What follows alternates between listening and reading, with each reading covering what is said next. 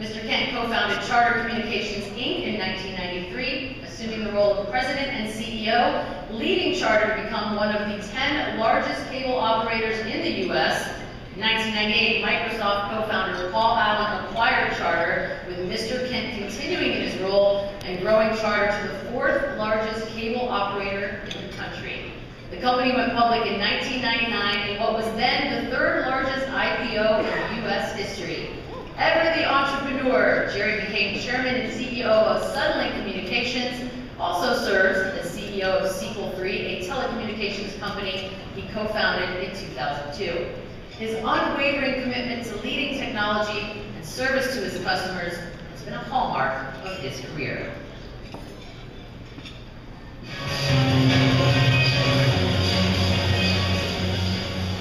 I met Jerry when he was graduating from college. I was recruiting for Arthur Anderson's company, and I worked very hard to hire him. Jerry Kent is someone that I've heard so much about. He's not a gun for hire. He's not just an operator. He's a builder. He's an entrepreneur. He's an innovator. The guy named Bob Brooks hired Jerry to come out and work with his fledgling company as the financial guy. And that's how he got into the cable business. I think that really distinguishes Jerry, I think, is the way he cares so much about his people.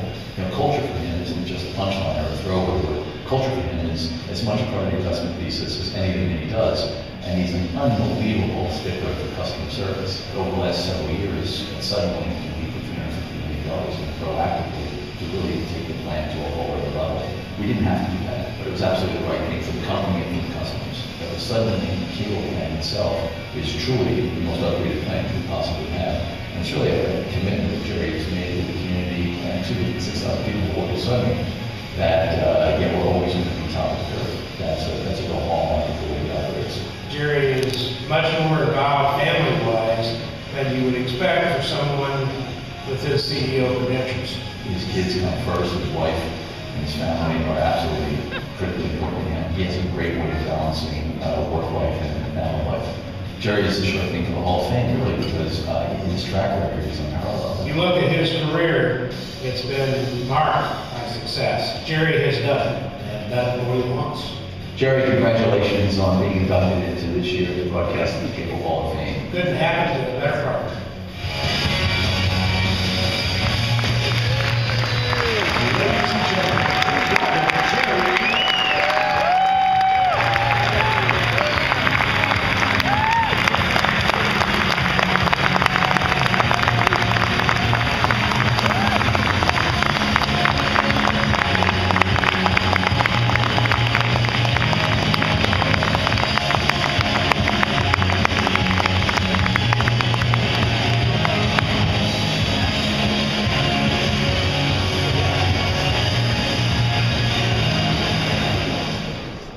Well, good evening. I do have to say one thing starting off. This is one of the most gorgeous rooms I've seen. It's very festive. So, wonderful. And let me add my congratulations to all of tonight's inductees. There really is no greater honor than being recognized by your peers. Now, as was mentioned, my cable story began in 1983. I was 27 years old. I was a CPA at Arthur Anderson.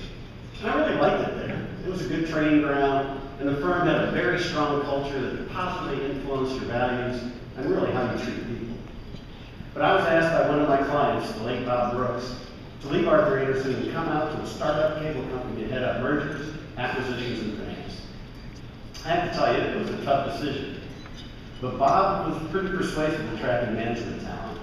And I was young, probably a little naive, and single, so I was in the perfect position to take a risk to become a cable entrepreneur. Now, I look back and still marvel at the transformation from just providing 30 analog video channels and nothing on, to today. Today, the industry serves 100 million homes and businesses with full entertainment and communication services that were never imagined in 1983. It really is one of the great American success stories, and was engineered by some legendary entrepreneurs who took risks and built some terrific companies. Now, I've been very fortunate to help build several successful companies too. But I didn't get to this podium on my own. There's a pretty large number of people who helped me in my career, too many to name in such a short time, but permit me to mention a few. I'm very blessed to still have my mother and father with me, if they're actually here tonight.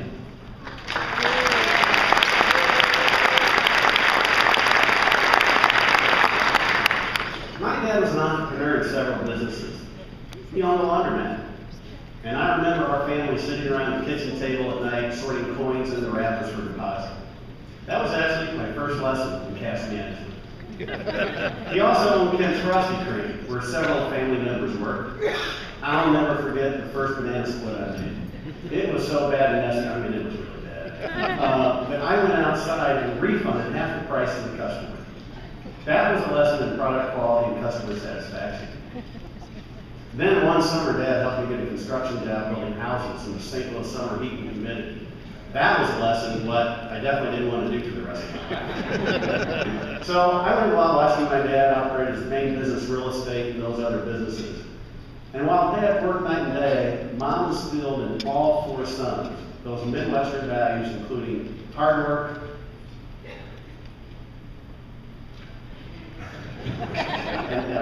and Mom and Dad sacrificed everything they could to make sure I could attend the college of my choice, even though neither of them provided an opportunity to attend college themselves. Of course, I'm also grateful to Bob Brooks, who learned me the cable business and taught me how to manage risk and not lose faith when meeting the payroll is contingent upon closing an acquisition. I also have a great management team led by Tom McMillan, Mary Mazuski, Jerry Cardova, Kevin Stevens, and others who took over management of a bankrupt rural cable company that was short on technology, money, and management. But it really made me look good by turning Suddenlink into one of the best cable operations in the country. And then you heard from Jerry Cardinale.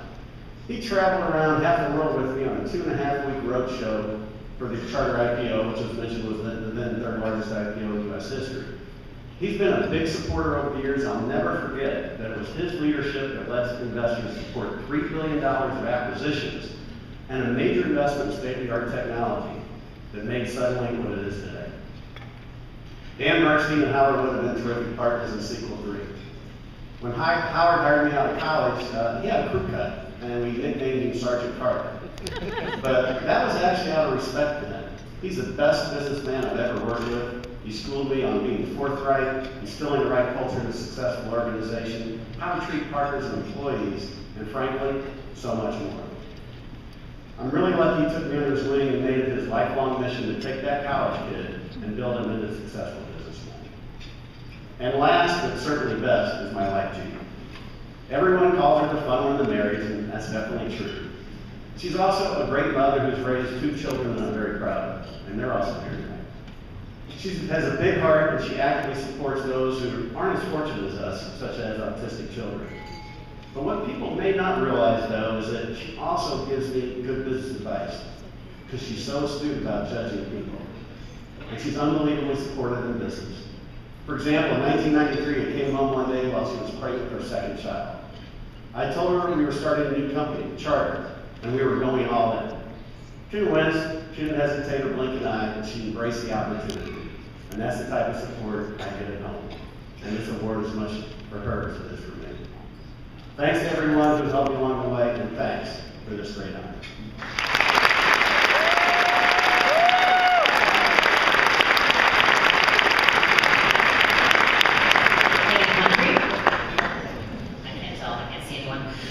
David Lee